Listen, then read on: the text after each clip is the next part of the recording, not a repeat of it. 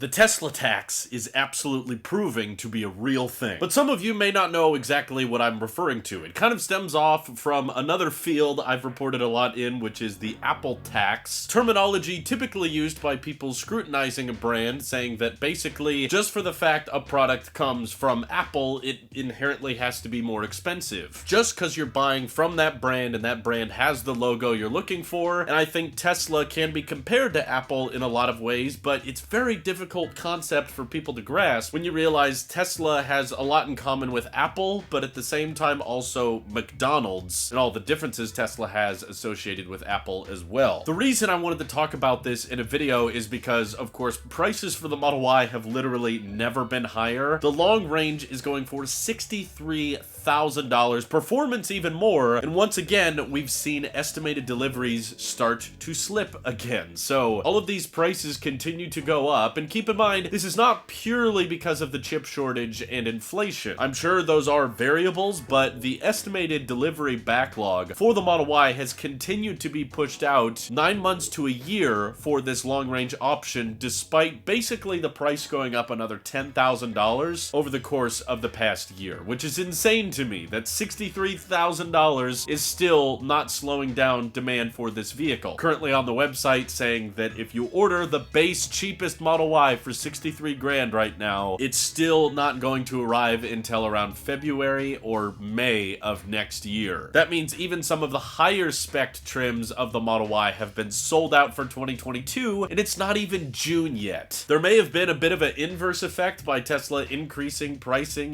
trying to taper off demand because they're like, hey, we've got enough orders to fill already. If you're adding more to the pile now, we're gonna jump up the price, because if we don't, you end up with, kind of Rivian Lucid situation where other people taking delivery of the car profit greatly off of the vehicle, whereas Tesla can just take those profits from the source and apply those to mass-producing vehicles at higher volume. But maybe people thinking that, oh, prices are going to continue to go up and get worse is encouraging more and more people to place their orders, kind of like I did. Like, well, if I wait for prices to get cheaper, I'm going to be waiting for years, and I'm not willing to do that, so I'm just locking in my order right now before the pricing gets worse. Maybe there's a growing number of people doing that, but the reason I just want to preface and also give expectations out there that I don't think prices are going in the opposite way anytime soon is because when you have this many people waiting for their vehicle to take delivery, if you start reducing prices again, you're going to have to factor that in for everybody who already placed deposits. Like, if the price went down $1,000 or $2,000, there's suddenly going to be a bunch of people that are going to be like, A, can I get $2,000 knocked off my vehicle because I've been waiting a while? And if Tesla doesn't want to knock down the pricing on existing orders, then B, people are just gonna back out and reorder again because they can instantly save $2,000 and they may just have to wait a little bit longer. So that means until Tesla starts matching demand and we start seeing estimated deliveries go back to weeks instead of months, then they essentially have no incentive for prices to go in the opposite way. And I know that upsets a lot of you, and a lot of you are frustrated by this because you've been saving up for a Tesla or you've wanted one for a long time, but you're just not seeing the prices go down as much as you thought they would by now. And a lot of you see that as Elon or Tesla abandoning their mission, right? They're like not honoring their word by trying to make EVs more affordable. The truth is, I think fundamentally they still are. I know that in the short term it doesn't look like it, but if the limiting factor preventing EV adoption was the price of vehicles, I do believe Tesla would lower their prices, and they have done that in the past. The sole reason they are not lowering prices is because that isn't the limiting factor. What truly is preventing EV adoption is production capacity, and that's where all of their time and money is going right now, figuring out the production ramp of Giga Texas and Giga Berlin, trying to get Giga Shanghai back online as well, and they've even said they want to continue to scale up production at Fremont. This is all because they have way more demand than there is supply, and even though prices are higher and Tesla is removing things like passenger lumbar support or speakers or the mobile connector,